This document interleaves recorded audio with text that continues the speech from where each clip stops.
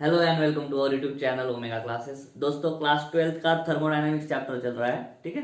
और हम thermodynamic processes पढ़ रहे हैं, ठीक है। आइसोथर्मल प्रोसेस हमने पढ़ा है, आइसोबारिक पढ़ा, आइसोकोरिक पढ़ा और लास्ट लेक्चर में हमने पढ़ा था एडियाबेटिक प्रोसेस। हर एक प्रोसेस में हम क्या देख रहे हैं कि कौन सा स्टेट वेरिएबल कांस्टेंट रहेगा, इंटरनल एनर्जी का चेंज कितना रहेगा, इंटरनल एनर्जी चेंज होगी भी या नहीं, वर्क डन कितना होगा, है ना। और वर्क डन के लिए फॉर्मूला ढूंढते थे। साइक्लिक प्रोसेस में भी हम उतना ही करेंगे, ठीक है। साइक्लिक प्रोसेस एक बहुत सिंपल है और इंटरेस्टिंग टॉपिक है, ठीक है। आपका जो बुक है महाराष्ट्र स्टेट बोर्ड का, उसमें ठीक से नहीं दिया है, हम उसको सिस्टमैटिक वे से पढ़ेंगे, ठीक है, ताकि आपको अच्छे से समझ में आ जाए और आप एग्जाम में भी अच्छे से लिख सको, ठीक है। तो स्टार्ट करते हैं। साइक्लिक प्रोसेस नाम में ही है साइकिल, है ना। तो ये कैसे दिखेगा हमको, प्रोसेस साइकिल की तरह, है ना। किसी भी प्रोसेस को हम एक्सप्लेन करने के लिए कौन सी डायग्राम लेते हैं, पीवी डायग्राम लेते हैं। तो पीवी डायग्राम भी हम हर सिस्टम में या हर प्रोसेस में देख रहे थे, करेक्ट है। यहाँ पे भी देखेंगे पीवी डायग्राम को, है ना। और स्टेट वेरिएबल को, कोई भी जो हमारी थर्मोडायनामिक सिस्टम होती है उस सिस्टम का स्टेट बताना, है ना। मतलब हम उस सिस्टम के स्टेट वेरिएबल्स बताते हैं। और मेन स्टेट वेरिएबल्स हम कौन से कंसिडर करते हैं, प्रेशर, वॉल्यूम एंड टेम्परेचर, है ना। कभी टेम्परेचर कांस्टेंट रहता था, कभी प्रेशर कांस्टेंट रहता था, कभी वॉल्यूम, आइसोथर्मल, आइसोबारिक, आइसोकोरिक, है ना। कभी कभी हीट कंटेंट कांस्टेंट होता था जो है एडियाबेटिक, है ना। वो प्रोसेसेस के अलग अलग वीडियोस बने हैं, नहीं देखे हैं तो जरूर देखना। इस प्लेलिस्ट बना है क्लास 12 थर्मोडायनामिक्स का, एक एक वीडियो आपको मिल जाएगा, ठीक है।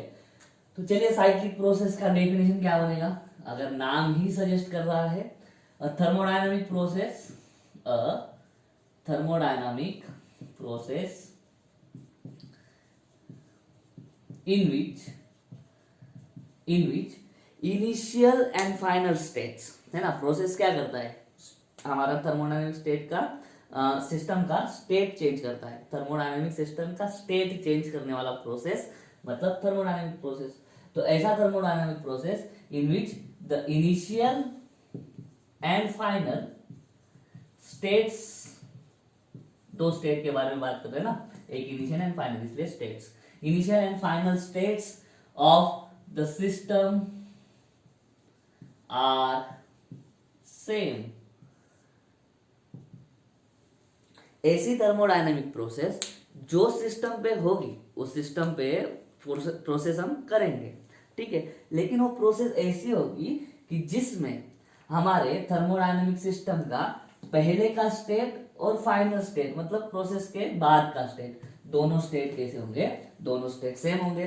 फॉर एग्जांपल हम आइसोथर्मल में अपन क्या करते थे, डायग्राम इस तरह से लिखते थे, ये पहला था, ये दूसरा था स्टेज, ये इनिशियल स्टेज, ये फाइनल स्टेज, या इनिशियल स्टेज फाइनल स्टेट, है ना। उसके बाद में आइसोबारिक में क्या होता था, हमारा प्रेशर कांस्टेंट होता था, यहाँ पे प्रेशर होता है ऊपर और नीचे वॉल्यूम होता है, प्रेशर हमारा कांस्टेंट होता था, इस तरह से आइसोबारिक। आइसोकोरिक में क्या, वॉल्यूम कांस्टेंट होता था, तो आइसोकोरिक में इस तरह से बनता था ग्राफ, वॉल्यूम कांस्टेंट, प्रेशर बढ़ते जा रहा है या कम होगा, है ना, इस तरह से। तो ये पीवी डायग्राम पे हम यहाँ पे देखो, ये है पहला आइसोथर्मल के लिए इनिशियल स्टेट फाइनल स्टेट अलग अलग, आइसोबारिक है ये इनिशियल स्टेट फाइनल स्टेट दोनों स्टेट अलग अलग। यहाँ पे प्रेशर है P और वॉल्यूम है V1, है ना। ये इधर क्या आएगा V1, ये वॉल्यूम V2, ये V1, ये V2, है ना, ये P1, ये P2, वॉल्यूम कांस्टेंट है यहाँ पे। मतलब स्टेट वेरिएबल चेंज हो रहे हैं ना, यहाँ पे दोनों चेंज हो रहे हैं, प्रेशर भी चेंज हो रहा है, कम कम हो रहा है, और वॉल्यूम बढ़ रहा है, एक्सपांशन। यहाँ पे वॉल्यूम क्या है, बढ़ रहा है, मतलब एक्सपांशन हो रहा है, लेकिन एक्सपांशन हो रहा है एट अ कांस्टेंट प्रेशर, लेकिन स्टेट चेंज हो रहा है, दिख रहा है हमको। यहाँ पे प्रेशर जो है बड़ा था, मतलब ज्यादा था, कम हो रहा है। स्टेट वेरिएबल चेंज हो रहा है कि नहीं, कोई तो एक स्टेट वेरिएबल चेंज हो रहा है। पहले में प्रेशर वॉल्यूम दोनों चेंज हो रहे थे, दूसरे में प्रेशर कांस्टेंट था लेकिन वॉल्यूम चेंज हो रहा था, तीसरे में क्या, वॉल्यूम कांस्टेंट है लेकिन प्रेशर चेंज हो रहा था, सही है। तो हमारा सिस्टम का स्टेट चेंज हो रहा था आइसोथर्मल, आइसोबारिक, आइसोकोरिक में, ठीक है। लेकिन ये साइक्लिक प्रोसेस हम किस तरह से बताएंगे, साइकिल बनाएंगे, साइकिल मतलब एक कंप्लीट लूप बनाएंगे। तो पीवी डायग्राम इसका कैसे बनेगा, पीवी डायग्राम इसका बनेगा इस तरह से, यहाँ पे V, यहाँ पे P, और ये फर्स्ट मान लो या एक सेकंड मान लो, इस तरह से ऐसा और ऐसा, इस तरह से साइकिल कंप्लीट हो जाएगा। अगर आपने थर्मोडायनेमिक प्रोसेस एक वीडियो कंप्लीट देखा होगा और ठीक से देखा होगा तो इसको हम पहला नाम देते थे, इसको सेकंड नाम देते थे, लेकिन हम उसमें पाथ डिफाइन करते थे इस तरह से। एरो यहाँ पे साइक्लिक प्रोसेस में एरो बहुत ज्यादा जरूरी है समझना, क्यों वो भी बताता हूँ, ठीक है।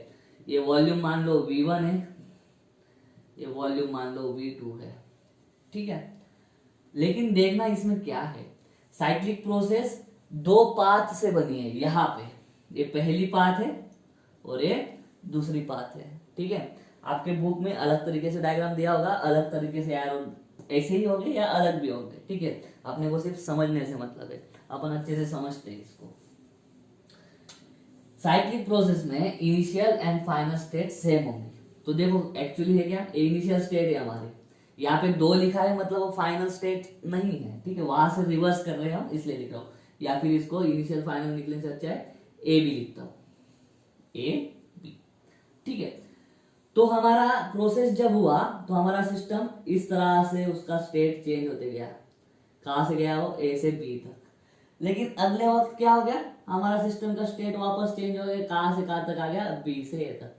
मतलब पूरे प्रोसेस के दौरान, पूरे प्रोसेस की वक्त क्या हुआ, प्रोसेस कंप्लीट होने के बाद, उस प्रोसेस स्टार्ट करने से पहले, प्रोसेस स्टार्ट होने से पहले ये था हमारा इनिशियल स्टेट, और प्रोसेस एंड होने के बाद भी फाइनल स्टेट भी यही मिला। तो इनिशियल एंड फाइनल स्टेट दोनों हमको क्या मिले, सेम, और एक साइकिल बन गया ना। तो इस प्रोसेस को हम क्या बोलते हैं, साइक्लिक प्रोसेस बोलते हैं, ठीक है। तो साइक्लिक प्रोसेस का डेफिनेशन तो हमने लिख दिया, ठीक है।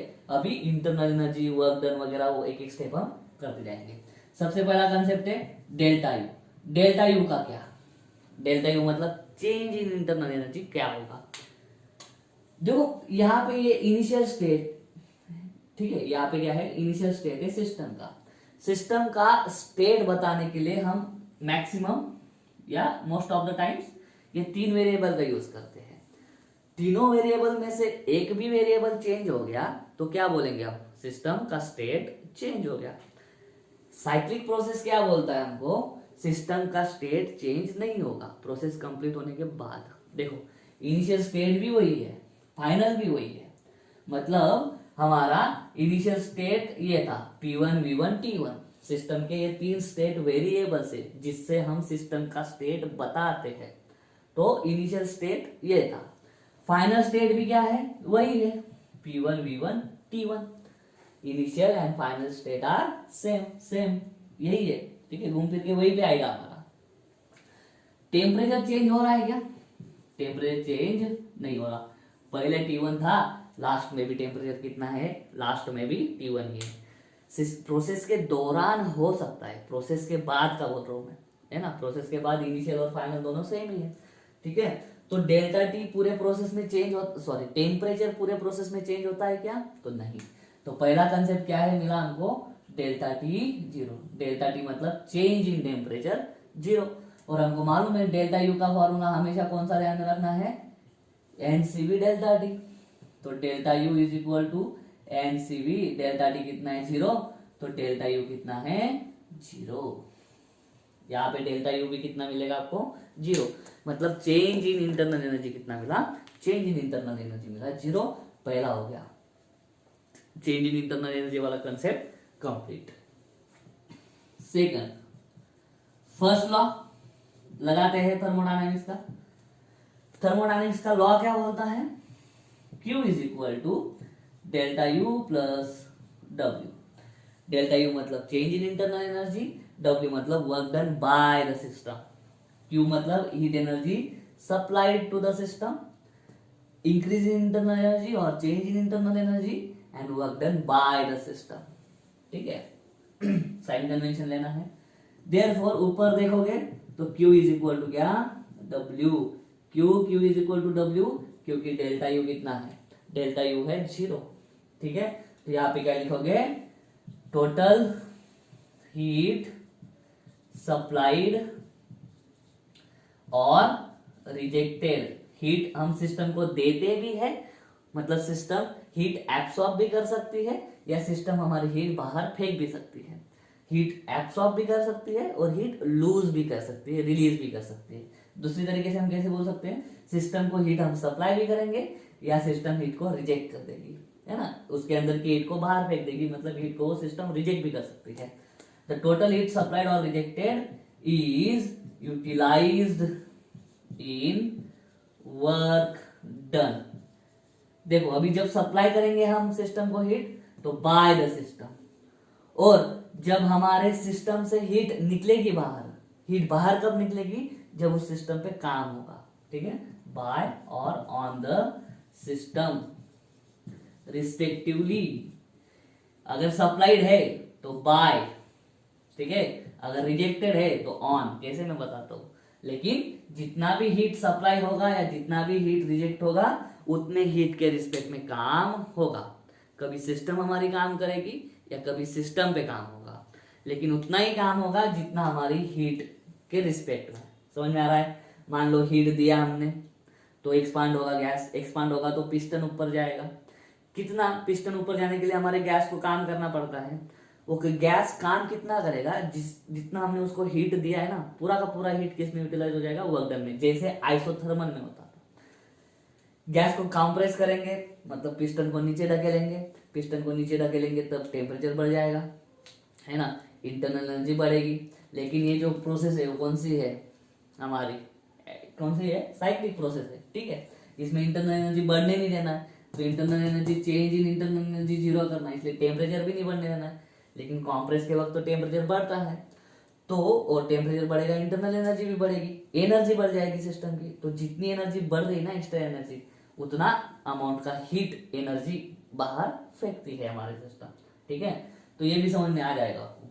लेकिन यहाँ तक हमने क्या देखा, डेल्टा यू जीरो है क्योंकि डेल्टा टी जीरो है, ठीक है। तो साइक्लिक प्रोसेस में change in internal energy zero होता है, ठीक है, पूरे साइकिल प्रोसेस में, पूरे साइकिल में।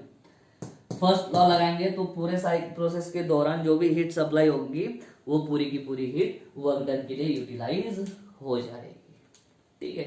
अभी मेन चीज पढ़ते हैं, वो है हमारा वर्क डन, है ना। वर्क डन का फॉर्मूला ढूंढते थे, लेकिन यहाँ पे वर्क डन अच्छे से पढ़ते हैं। वर्क डन यहाँ पे पॉजिटिव और निगेटिव हो सकता है, कैसे बताता हूं, ठीक है। इसके लिए रफ करना पड़ेगा, ये वाला इंटरेस्टिंग टॉपिक है, ठीक है, इतना समझ के दे दो, अच्छे से समझ में आ जाएगा। तो वर्क डन यहाँ पे पॉजिटिव भी हो सकता है या निगेटिव भी हो सकता है। वर्क डन के लिए स्पेशल देखते हैं वर्क डन। देखो वर्क डन का formula integration P dV v1 to v2, है ना। चलो दो पाथ है इसमें, a टू b एक पाथ, b टू a दूसरी पाथ। हमको पूरे प्रोसेस का वर्क डन निकालना है, पूरे प्रोसेस का नेट वर्क डन, पूरा वर्क डन, है ना। साइकिल कब बनेगी, ये पहला ये दूसरा पाथ, दोनों पाथ को जब हम ऐड कर देंगे, दोनों पाथ का वर्क जब हम ऐड कर देंगे तो हमको पूरा वर्क डन मिल जाएगा। तो एक एक वर्क डन निकालते हैं, एक एक पाथ का वर्क डन, ठीक है। चलो पहला for path A to B, A to B, अच्छे से देखना क्या हो रहा है। ए टू बी जब जा रहा है हमारा सिस्टम, तो देखो पहले वॉल्यूम V1 था, दूसरा क्या है V2, इसमें क्या हो रहा है हमारा एक्सपांशन, वॉल्यूम बढ़ रहा है ना, वॉल्यूम बढ़ना मतलब एक्सपांशन, वॉल्यूम बढ़ना मतलब एक्सपांशन। और आपको मालूम है कि एक्सपांशन के टाइम, एक्सपांशन के दौरान का वर्क डन जो होता है, वर्क डन होता है पॉजिटिव। वर्क डन क्या होता है, पॉजिटिव, ये तो पता होगा। एक्सपांशन में वर्क डन पॉजिटिव, क्यों पॉजिटिव वो भी बताता हूँ। डीवी है, डीवी पॉजिटिव मिलेगा, डीवी मतलब change in volume, change in volume क्या है पॉजिटिव, क्यों, पहले वॉल्यूम कम था बाद में वॉल्यूम बढ़ा, है ना। तो डीवी पॉजिटिव मिलेगा तो इंटीग्रेशन भी आपको पॉजिटिव मिलेगा। तो वर्क डन अपने को क्या मिला, पॉजिटिव मिला। और एक्सपांशन में हमेशा वर्क डन पॉजिटिव। वापस वर्क डन क्यों पॉजिटिव, क्योंकि ये बार बार इसलिए बता रहा हूँ कि कंफ्यूजन नहीं होना है। थर्मोडायनामिक्स में वही है, पॉजिटिव निगेटिव में ही लोग अटकते हैं। एक्सपांड होगा मतलब क्या, हमारा गैस इस पिस्टन पे क्या लगाएगा, फोर्स लगाएगा, और एक्सपांड के टाइम पिस्टन भी हमारा किधर डिस्प्लेसमेंट होगा, ऊपर जाएगा। तो फोर्स डिस्प्लेसमेंट दोनों की डायरेक्शन सेम, दोनों की डायरेक्शन सेम, तो वर्क डन क्या, पॉजिटिव। और दूसरा इस तरह से आप देख सकते हो, डीवी पॉजिटिव, एक्सपांशन है मतलब वॉल्यूम चेंज हो रहा है, और एक्सपांशन में वॉल्यूम कैसे चेंज होगा, पहले कम था वॉल्यूम, बाद में बढ़ गया, तो डीवी पॉजिटिव मिला, तो वर्क डन पॉजिटिव। और दूसरा, ये इंटीग्रेशन का मीनिंग क्या है, इंटीग्रेशन का मीनिंग होता है एरिया अंडर द कर्व। ये किस में पढ़ा है, ये क्लास 11th में, ये किस में आया है आपको, क्लास 11th में आया है, ठीक है, एरिया अंडर द कर्व, ठीक है। तो देखो फिर वर्क डन यहाँ पे मिला positive is equal to area under curve A B. कौन सा, ए बी, ए बी मतलब कौन सा, ए बी मतलब ये वाला, यहाँ पे निकाल रहा हूं, ये वाला है ए बी। इतना वर्क डन क्या मिला आपको, पॉजिटिव मिला, ठीक है, ये वाला करेक्ट। अभी दूसरा पाथ जो है, for path b to a, for path b to a, यहां पे क्या हो रहा है देखो अच्छे से, कॉम्प्रेशन हो रहा है। कॉम्प्रेशन कैसे बता पा रहा हूं मैं, बी टू ए जा रहे हैं, B volume B to, A volume B one, इस तरह से जा रहे हैं। तो जब इस तरह से जाएंगे अपन ऐसे, वॉल्यूम क्या होगा, कम सॉरी, वॉल्यूम कम हो रहा है मतलब कॉम्प्रेशन, वॉल्यूम कम हो रहा है मतलब कॉम्प्रेशन। अभी पहले वॉल्यूम ज्यादा था, बाद में वॉल्यूम कम है, डीवी क्या मिला, निगेटिव। यहाँ पे वॉल्यूम ज्यादा था, कम कब होगा, जब हम इस पिस्टन को नीचे लाएंगे। गैस मॉलिक्यूल ऊपर प्रेशर लगा रहे हैं लेकिन डिस्प्लेसमेंट नीचे, फोर्स ऊपर डिस्प्लेसमेंट नीचे, direction opposite, work done negative, work done negative. इस तरह से भी कर सकते हैं, कॉम्प्रेशन में डीवी निगेटिव तो वर्क निगेटिव, या इस तरह से भी कैसे वर्क निगेटिव आता है वो समझना होगा। तो कॉम्प्रेशन में वर्क डन क्या मिलता है, वर्क डन मिलता है निगेटिव, और यहाँ पे वर्क डन निगेटिव मिला, और एरिया कौन सा आएगा अभी, एरिया अंडर कर्व बी ए। और बी ए का एरिया कैसे दिखाते हैं, चलो बी ए का एरिया जो पेन नहीं चल रहा है उससे दिखाएंगे। एरिया अंडर द कर्व, अभी कर्व ये है, अभी कर्व कौन सा है, ये है, तो उसके अंदर का ये इतना एरिया। बताओ कौन सा एरिया ज्यादा है, total work done, total work done अगर निकालेंगे W1 प्लस W2, ये W1 बोलते हैं, ये W2, ठीक है। टोटल वर्क डन के साथ W1 प्लस W2, क्यों, क्योंकि वर्क डन एक स्केलर क्वांटिटी, लेकिन यहां पे देखो ये वर्क छोटा है, ए टू बी का वर्क छोटा है, क्योंकि एरिया देखो कितना सा है, ए बी V2 V1, और कॉम्प्रेशन का टाइम देखो बी ए V1 V2, सेकंड वाला एरिया बड़ा है, मतलब निगेटिव वाला वर्क ज्यादा है। तो ये W1 प्लस हमारा वर्क डन W2 क्या है, निगेटिव, तो सेकंड वर्क डन क्या लेंगे, निगेटिव, तो W1 माइनस W2, और यहाँ पे दिख रहा है W2 is greater than W1। कैसे, क्योंकि एरिया बड़ा है ना, बी ए के नीचे का एरिया बड़ा है, वर्क डन मतलब क्या, area under the curve, integration का मतलब ये है।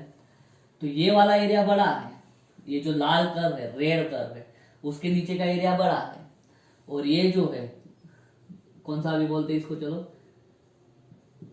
ये जो ब्लैक कर्व है उसके नीचे का एरिया कम है, एरिया कम मतलब वर्क कम, तो W1 छोटा है, W2 बड़ा है, लेकिन W2 क्या है, W2 निगेटिव है, तो W2 क्या डालेंगे, negative, plus minus minus, W2 is greater than W1, तो छोटे में से बड़ा माइनस होगा, तो वर्क डन अपने को क्या मिलेगा, work done negative, work done क्या मिलेगा हमको, निगेटिव मिलेगा। समझ में आ रहा है आपको, यहाँ पे वर्क डन क्या मिल रहा है, निगेटिव। अगर ऐसा होता,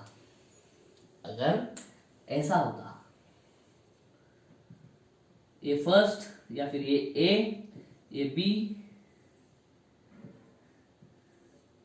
अगर ऐसा होता, मैंने क्या करा, सिर्फ एरो का ओरिएंटेशन चेंज कर दिया, ये एरो इधर था उसको नीचे कर दिया, ये रहा, ये इधर नीचे था ऐसा कर दिया। अभी देखना ये V1 है, ये V2 है, AB के टाइम का वर्क डन क्या है, पॉजिटिव और ज्यादा मिलेगा, क्यों, क्योंकि यहाँ पे हो रहा है एक्सपांशन, ठीक है, एक्सपांशन नहीं बोलते, ज्यादा मिलेगा। क्यों ज्यादा?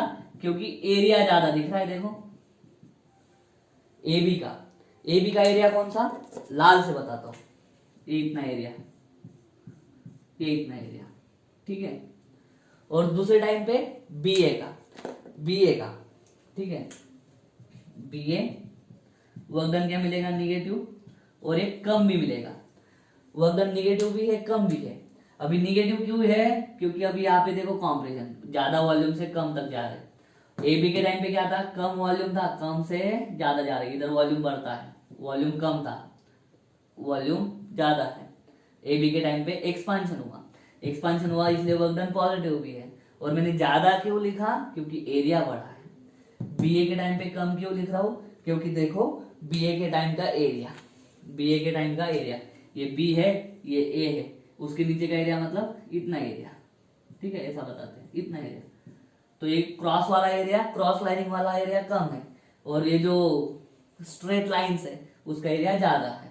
तो AB के टाइम का A to B work done ज्यादा है और पॉजिटिव है, B से A तक का वर्क डन निगेटिव है, कम है। तो टोटल वर्क डन कैसे निकालोगे, फिर से W1 प्लस W2, बट यहाँ पे W2 क्या है, यहाँ पे W1, ये W2 लिख देते हैं। W1 क्या है, W1 पॉजिटिव है, W2 क्या है, निगेटिव है। निगेटिव क्यों, समझ में आ रहा है ना, क्योंकि कॉम्प्रेशन वॉल्यूम ज्यादा था, कम हो गया, DV negative, change in volume negative, work done negative. या फिर कॉम्प्रेशन में निगेटिव होता है वर्क डन, एक्सपांशन में पॉजिटिव होता है, वो ध्यान रखना। यहाँ पे W1 माइनस W2 लिखेगा, लेकिन यहाँ पे W1 is greater than W2, W1 ज्यादा है, W2 क्या है, कम है। तो यहाँ पे वर्क डन क्या मिलेगा, पॉजिटिव। तो एरो बहुत मैटर कर जाते हैं, एरोज बहुत ज्यादा मैटर कर जाते हैं। दिखने में दोनों सेम है, लेकिन यहाँ पे नेट वर्क डन है ना, टोटल वर्क डन या नेट वर्क डन उसको बोलते हैं, net, NET, net work done. Net का मतलब होता है सब एडिशन सब्ट्रैक्शन सारा कुछ करने के बाद में जो लास्ट वाला आंसर मिलेगा आपको वर्क डन का, उसको बोलते हैं नेट वर्क डन, ठीक है। तो दिखने में दोनों डायग्राम सेम है, लेकिन इसमें नेट वर्क डन निगेटिव मिल रहा था, क्योंकि एरो देखो, कॉम्प्रेशन का वर्क डन यहाँ पे ज्यादा मिला, एक्सपांशन का वर्क कम मिला, ठीक है, इसलिए वर्क डन फाइनली क्या मिला आपको, निगेटिव मिला।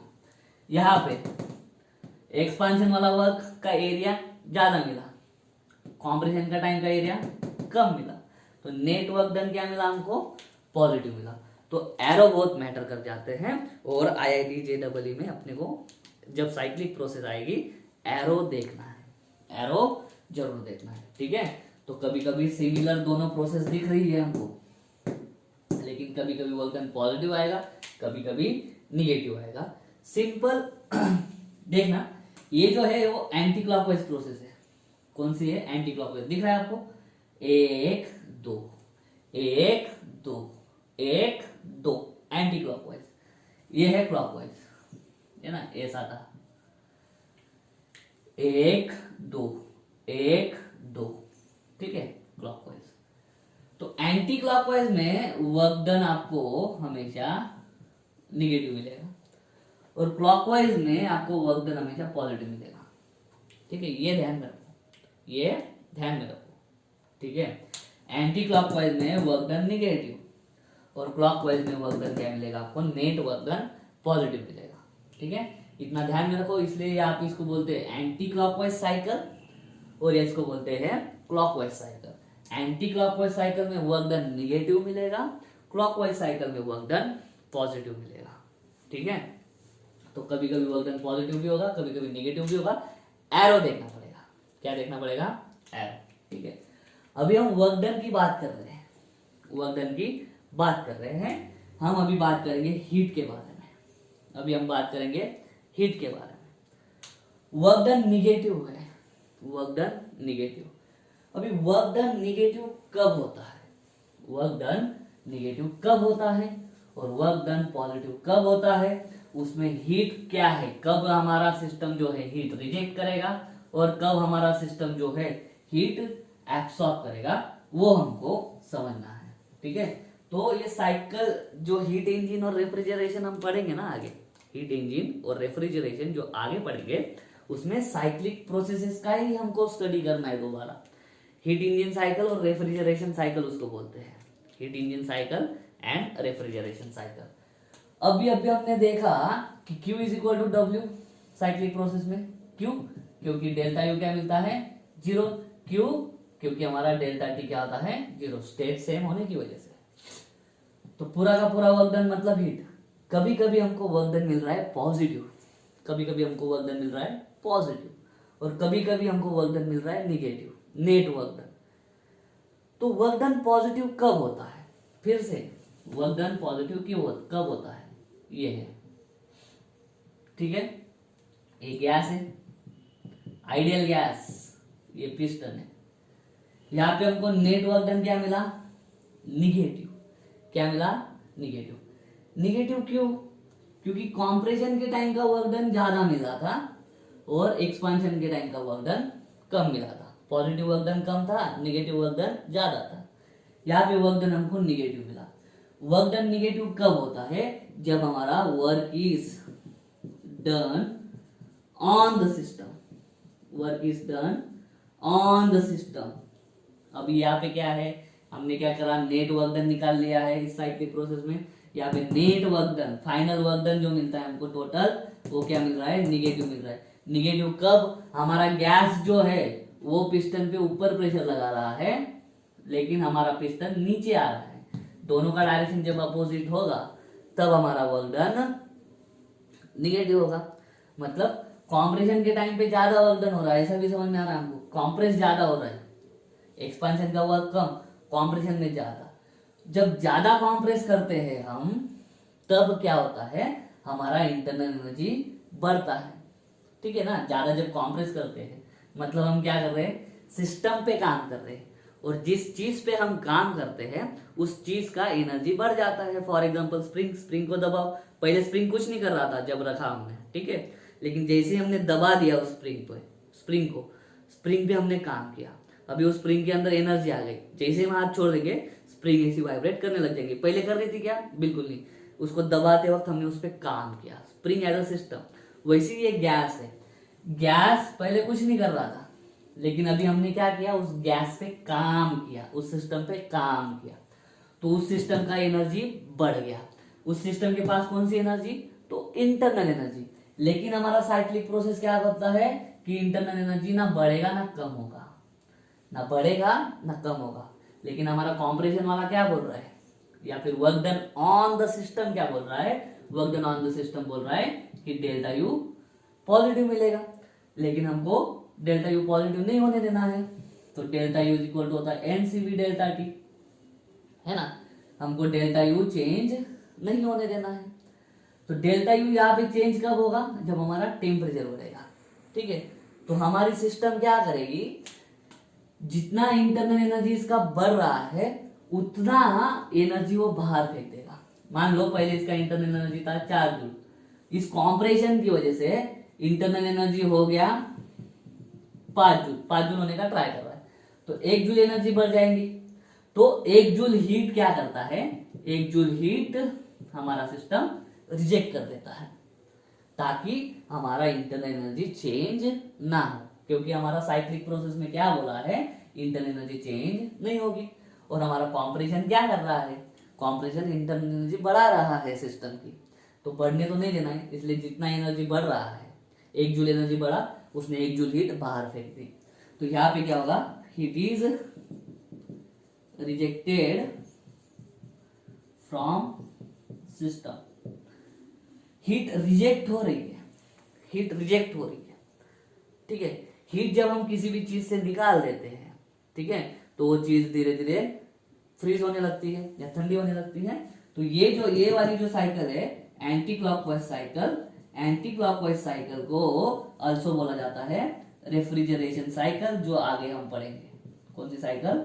रेफ्रिजरेशन साइकिल, ठीक है। ये आपको पढ़ने से समझ में आएगा, ठीक है। कॉम्प्रेशन का वर्क ज्यादा है, एक्सपांशन का कम है। एक्सपांड इतना हुआ, कॉम्प्रेस बहुत ज्यादा कर दिया, ऐसा, ठीक है। तो कॉम्प्रेशन का वर्क ज्यादा है, कॉम्प्रेशन वाला वर्क ज्यादा है, कॉम्प्रेस कैसे होगा, ऐसे, ठीक है। और उसके बाद में फिर आगे के सोचना है हमको कि कॉम्प्रेस होगा तो मतलब इस गैस पे वर्क हो रहा है, गैस पे वर्क ज्यादा दिख रहा है यहाँ पे ग्राफ से, कॉम्प्रेशन वाला वर्क ज्यादा है, तो ज्यादा वर्क की वजह से इसकी एनर्जी बढ़ने का ट्राई करेगा, लेकिन एनर्जी बढ़ने नहीं देना है तो उतनी एनर्जी बाहर फेंक देंगे हीट के फॉर्म में, ठीक है, इस तरह से। अभी नेक्स्ट ये वाला क्लॉकवाइज, क्लॉकवाइज को कैसे एक्सप्लेन करेंगे, देखो ये वाला है पहला और ये वाला है एक्सपांशन, ये वाला क्या है, एक्सपांशन। डायग्राम फिर से निकालू, देखो ये है क्लॉकवाइज, ये पहला, ये दूसरा, ये क्लॉकवाइज है, A B, V1 V2, A to B. First में क्या हो रहा है, एक्सपांशन, क्योंकि वॉल्यूम बढ़ रहा है, और एक्सपांशन वाला एरिया भी देखो ज्यादा है, एक्सपांशन वाला एरिया भी ज्यादा है, देखो ए बी के नीचे ज्यादा एरिया आएगा, मतलब एक्सपांशन जब हो रहा है तो एरिया ज्यादा, एक्सपांशन वाला वर्क ज्यादा, एक्सपांशन के दौरान ज्यादा वर्क हुआ है, मतलब इस सिस्टम ने ज्यादा काम किया है, ठीक है।